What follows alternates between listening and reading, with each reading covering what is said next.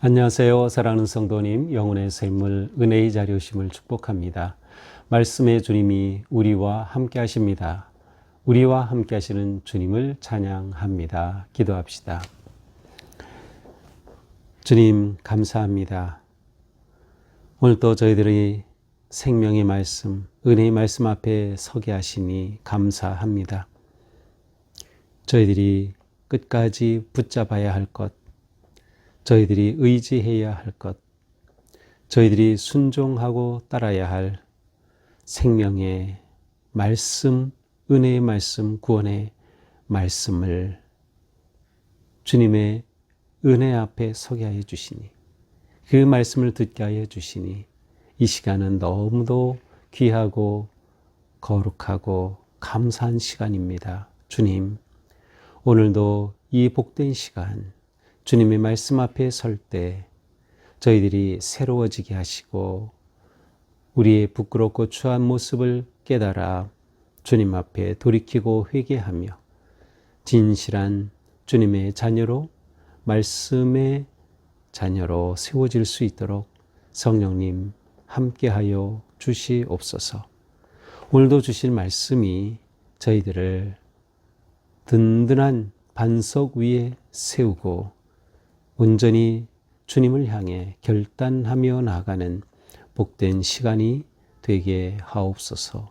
예수님 이름으로 기도합니다. 아멘. 오늘 말씀은 역대하 34장 14절에서 33절입니다.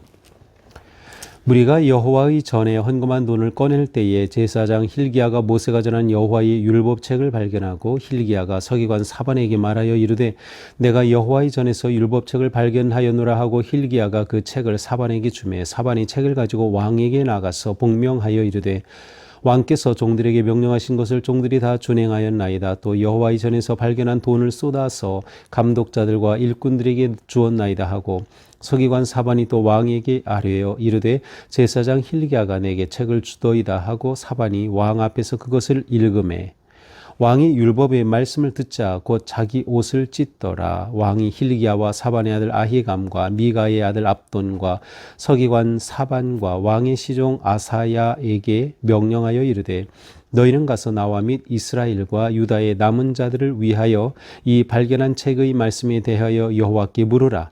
우리 조상들이 여호와의 말씀을 지키지 아니하고 이 책에 기록된 모든 것을 준행하지 아니하였으므로 여호와께서 우리에게 쏟으신 진노가 크도다 하니라.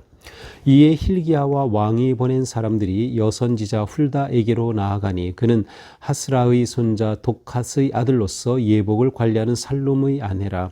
예루살렘 둘째 구역에 살았더라. 그들이 그에게 이 뜻을 전하매 훌다가 그들에게 이르되 이스라엘의 하나님 여호와께서 이와 같이 너희는 너희를 내게 보낸 사람에게 말하라 하시니라.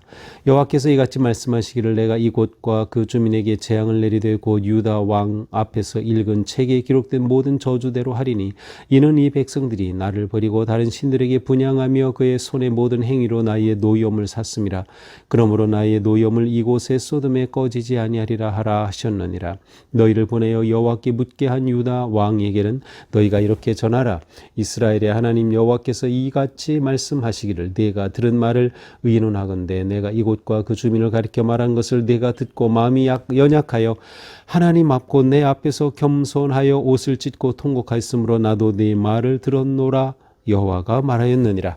그러므로 내가 네게 너희의 조상들에게 돌아가서 평안히 묘실로 들어가게 하리니 내가 이곳과 그 주민에게 내리는 모든 재앙을 네가 눈으로 보지 못하리라 하셨느니라. 이에 사신들이 왕에게 복명하니라.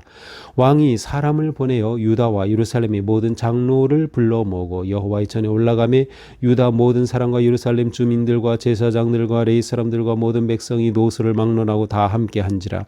왕이 여호와의 전 안에서 발견한 언약책의 모든 말씀을 읽어 무리의 귀에 들려주고 왕이 자기 처소에 서서 여호와 앞에서 언약을 세우되 마음을 다하고 목숨을 다하여 여호와를 순종하고 그의 계명과 법도와 율례를 지켜 이 책에 기록된 언약의 말씀을 이루리라 하고 예루살렘과 베냐민에 있는 자들이 다 여기에 참여하게 하며 예루살렘 주민이 하나님 곧 그의 조상들의 하나님의 언약을 따르니라. 이와 같이 요시아가 이스라엘 자손에게 속한 모든 땅에서 가증한 것들을 다 제거하여 버리고 이스라엘 모든 사람으로 그들의 하나님 여호와를 섬기게 하였으므로 요시아가 사는 날에 백성이 그들의 조상들의 하나님 여호와께 복종하고 떠나지 아니하였더라. 아멘. 자, 어제의 말씀에서는 이 요시아가 성전을 수리하게 한 내용을 봤어요. 자, 오늘 본문은 바로 이 수리하는 상황 가운데서 일어난 사건입니다. 자, 성전 수리를 위해서는 자금이 필요했고 그 자금이 발견이 됐어요. 그것은 무엇이었죠? 헌금한 돈에 그 돈괴가 있는 것을 찾은 것이죠.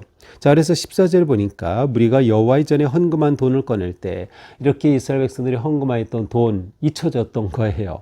그것을 찾아서 꺼낼 때에 또 무엇을 봤습니까? 제사장 hil기야가 모세가 전한 여호와의 율법책을 발견하고 거기서 여호와의 율법책을 또 발견했어요. 아, 이거 참 놀라운 일이죠. 성전에 여호와의 율법책이 먼지가 쌓이게 숨겨진 채 그것이 드러나지 않은 채 계속 지금까지 있었던 거예요. 이 귀한 하나님의 말씀이 말이죠. 그런데 이것을 발견한 것입니다. 그래서 이 제사장 hil기야가 발견한 율법책을 가지고 서기관 사반에게로 가요. 서기관은 율법 전문가죠. 그래서 이 성경학자예요. 쉽게 말하면. 그래서 그에게로 가져갑니다. 내가 이것을 발견했다 하고 사반에게 가져가죠.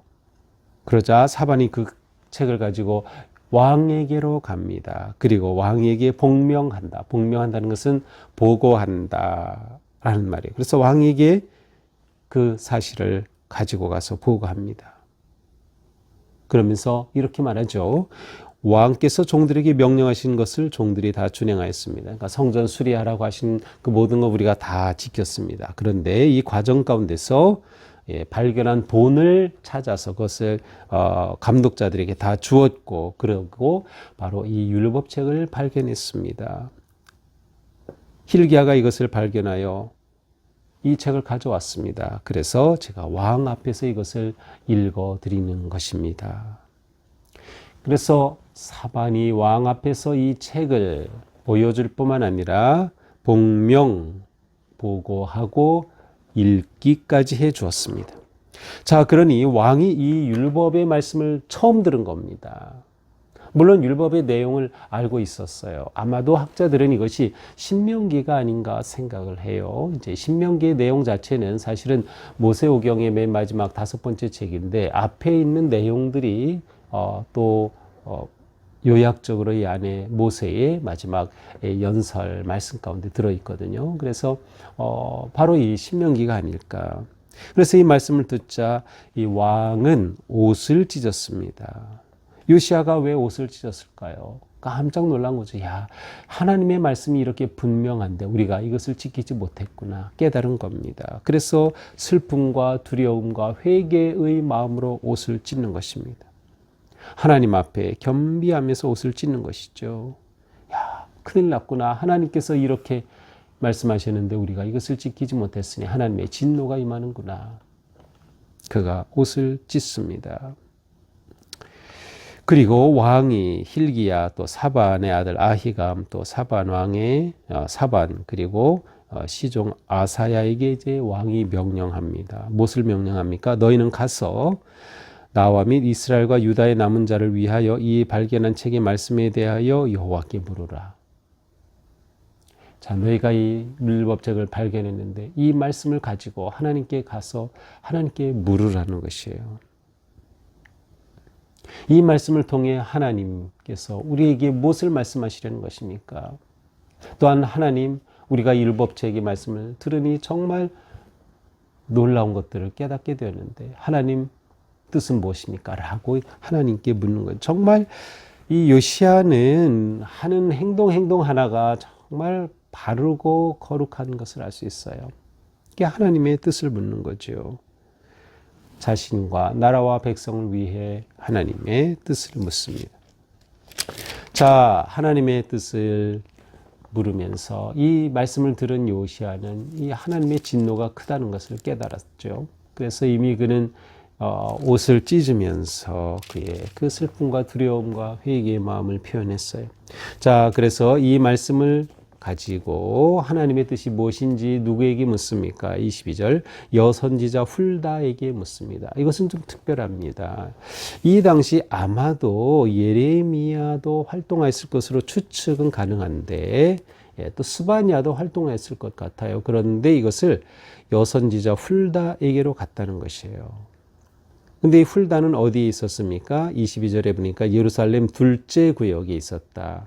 아마도 이곳에 가까운 곳에 있었다라고 보여집니다. 그래서 이 훌다에게로 갔어요. 사실 훌다는 이제 여선지자로서 크게 활약한 어떤 내용 뭐 그런 것들은 없어요. 이것으로 볼 때 선지자적 권위를 가지고 있는 그러한 여성으로 보입니다. 참 훌륭한 것이죠. 이렇게 숨은 여성 선지자, 말씀의 사람이 있었어요. 그래서 훌다가 그들에게 말합니다. 여호와께서 내게 이렇게 말씀하셨습니다. 그러면서 너희에게 이렇게 말하라. 뭐라고 하셨어요? 24절 여호와께서 말씀하시기를 내가 이곳과 주민에게 재앙을 내릴 것이다. 유다 왕 앞에서 읽은 책에 기록된 모든 저주대로 하겠다. 자, 이 신명기에도 보면 축복의 말씀과 저주의 말씀이 있어요. 그런데 요시야가 이것을 읽으면서 우리가 하나님의 말씀대로 순종하지 못했으니 저주가 임할 것을 보게 된 것이죠. 이제 훌다도 똑같은 말을 하는 거예요. 여기 기록된 모든 그대로 저주를 내릴 것이다. 참 무서운 하나님의 저주가 임할 것임을 말합니다. 왜냐하면 25절 이 백성들이 나를 버렸다. 다른 신들에게 분향하였다. 손의 모든 행위로 내 노여움을 샀기 때문이다. 그래서 내가 내 노여움을 쏟을 것이다. 하지만 너희를 보내는 왕에게는 요시야에게는 이렇게 말해라. 내가 이곳과 그 주민을 가리켜 말한 것을 네가 듣고 마음이 연약하여 하나님 앞고 내 앞에서 겸손하여 옷을 찢고 통곡하였으므로 나도 네 말을 들었노라. 자, 요시야 왕에게는 이렇게 말하라. 무엇이에요? 요시야 네가 이 율법책을 깨닫고 들었을 때 옷을 찢고 회개하고 너희가 마음이 연약해져서 하나님 앞에 겸손하게 그렇게 통곡하였다. 그것을 하나님이 보셨다는 거예요. 그것을 들었다는 것이에요. 그러므로 하나님께서 요시야의 이것을 보시고서 그들에게 재앙을 내리고 심판하시되 요시야 때는 하지 않겠다는 거예요. 요시야 때. 왜 그렇습니까? 요시야가 이렇게 회개하고 돌이키고 하나님 앞에 불을 울부짖었으니 하나님께서 그것을 들으신 거예요. 그래서 너 때에는 이 재앙을 내리지 않겠다라고 말씀하신 거예요. 그래서 너는 너의 조상 묘실에 편안히 갈 것이다. 편안히 갈 것이다. 그리고 내가 이곳과 그 주민에게 내리는 모든 재앙을 네 눈으로는 보지 못할 것이다. 네 눈으로는 보지 못할 것이다. 하나님의 은혜로 하나님의 심판이 연기된 것입니다.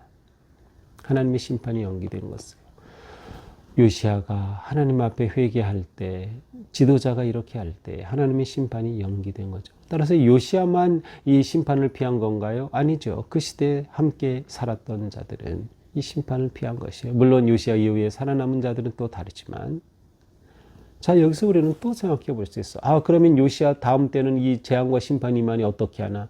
만약 그 다음 때에도 또 하나님께 울부짖고 회개하고 주님 앞에 온전히 나왔더라면 그때도 하나님은 또 연기하셨을 거예요. 그것이 하나님의 사랑이고 은혜이기 때문이죠. 자, 이렇게 선지자 훌다의 말을 들은 요시야 왕은 이제 어떻게 합니까? 사람을 보내서 유다와 예루살렘의 모든 장로들을 불러 모읍니다. 장로들을 다 불러 모으고, 자, 우리가 여호와의 성전으로 올라가자. 성전으로 올라갑니다. 거기서 무엇을 합니까? 이렇게 발견한 여호와의 율법책의 말씀을 그들에게 읽어서 들려줍니다. 언약책의 모든 말씀을 읽어 무리의 귀에 들려주고 백성에게 들려주는 거예요. 이거 얼마나 귀한 모습이에요. 정말 요시아는 행동 하나하나가 너무나도 귀해요. 이 하나님의 말씀 백성에게 들려줘야죠. 백성에게 들려줘야죠. 그러니까 이 모습을 보면서 저는 또한 목회자로서 정말 성도들에게 말씀을 들려주는 게 얼마나 귀한 거냐. 말씀을 들려주는 것이 얼마나 소중한 것이냐. 그래서 이 생명의 말씀을 깨닫게 해야 되는 거죠. 그리하여 그들에게 들려줍니다. 그리고 왕이 하나님 앞에서 언약을 세웁니다. 다시금 언약을 갱신하는 거죠. 원래 언약 백성이지만 하나님 앞에 갱신하는 거예요. 어떻게 합니까? 마음을 다하고 목숨을 다하여 여호와를 순종하겠습니다. 그의 계명과 법도와 율례를 지키고 이 책에 기록된 말씀을 이루겠습니다. 라고 다시금 하나님과 언약을 세웁니다.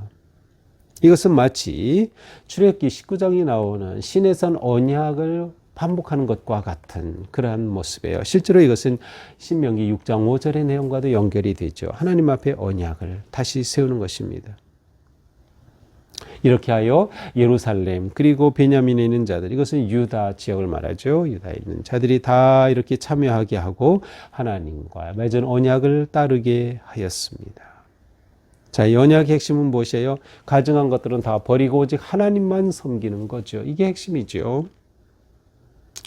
이와 같이 33절 요시아가 이스라엘 자손에게 속한 모든 땅에서 가증한 것들을 다 제하여 버리고 이스라엘 모든 사람으로 하여 그들의 여호와를 섬기가 했으므로 요시아가 사는 날에 백성이 그들의 조상 하나님 여호와께 복종하고 떠나지 아니하였더라. 요시아가 사는 날 동안 백성들이 하나님을 떠나지 아니했어요. 모든 우상, 모든 악한 것을 다 제거하였습니다. 이렇게 요시아는 훌륭한 왕이었던 거죠. 자, 오늘 말씀 우리가 이렇게 보면서 정말 여호와의 말씀 율법책을 발견함으로 인해서 거기에서 희망이 생긴 겁니다. 말씀에 희망이 있는 거죠. 그러니까 우리도 하루하루 살아가면서 우리 믿음 생활에서 이 말씀을 귀하게 여기게 돼요. 하나님의 음성, 하나님의 뜻, 하나님의 마음을 알 때 우리가 하나님을 진정으로 섬길 수 있고 진정으로 예배할 수 있는 거예요.